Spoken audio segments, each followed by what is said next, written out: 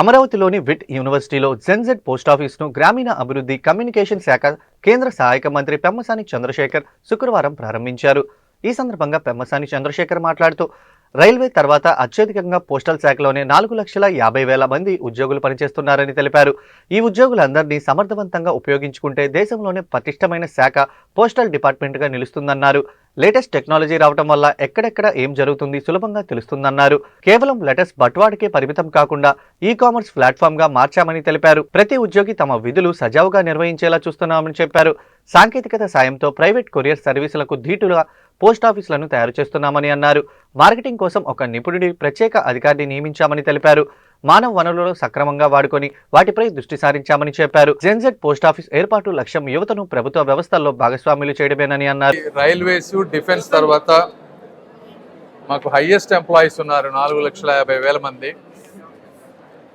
ఈ 4,50,000 మందిని సమర్థవంతంగా ఉపయోగించుకుంటే ఇండియాలో ఈ-కామర్స్ ప్లాట్ఫామ్ కానీ, సిటిజన్ సెంట్రిక్ సర్వీసెస్ కానీ, అంటే ఆధార్ అప్డేషన్ దగ్గర నుంచి ఈకేవైసీల దగ్గర వరకు, అదేవిధంగా government schemes, Sukanya Samriddhi scheme, rural life insurance, ఇలాంటివన్నిటినీ కూడా ఒక పోస్ట్ ఆఫీస్ని కేవలం లెటర్స్ తీసుకువెళ్ళే మాధ్యమం నుంచి ఒక హోలిస్టిక్ ప్లాట్ఫామ్గా పోస్ట్ ఆఫీసెస్ కన్వర్ట్ అయినాయి.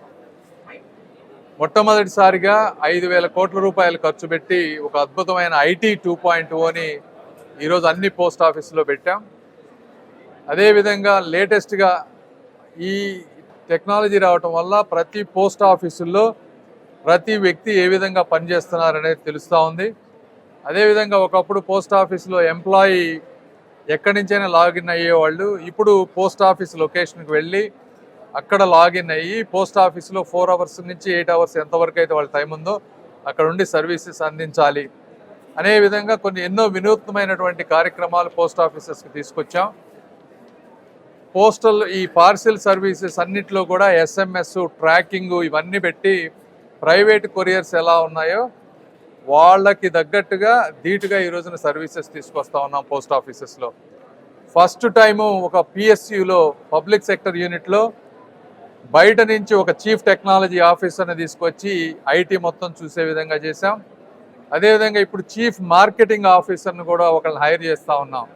చేసి పోస్టల్ సర్వీసెస్ అన్నీ మార్కెటింగ్ ఎఫెక్టివ్గా మార్కెటింగ్ చేసే విధంగా వర్క్ చేయబోతూ ఉన్నాం.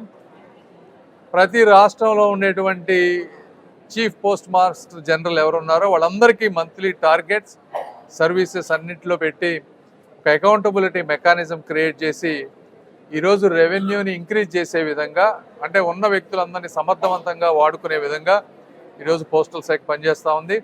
ఇందులో భాగంగానే ఈరోజు జెన్జీ పోస్ట్ ఆఫీస్ అంటే యూనివర్సిటీల్లో ఉండేటువంటి యూత్ ఎప్పుడైతే పార్టిసిపేట్ చేస్తారో గవర్నమెంట్ ప్రోగ్రామ్స్లో దాంట్లో ఒక అవేర్నెస్ వస్తుంది వాళ్ళకి కూడా గవర్నమెంట్ చేసే పనులనే ఉద్దేశంతో ఇండియా మొత్తం అరౌండ్ 50 పోస్ట్ ఆఫీసెస్ తీసుకొని వాటిని యూనివర్సిటీల్లో ఉన్న పోస్ట్ ఆఫీసెస్ని మోడర్నైజ్ చేసి ఫ్రీ వైఫై పెట్టి, అదేవిధంగా ఇండియా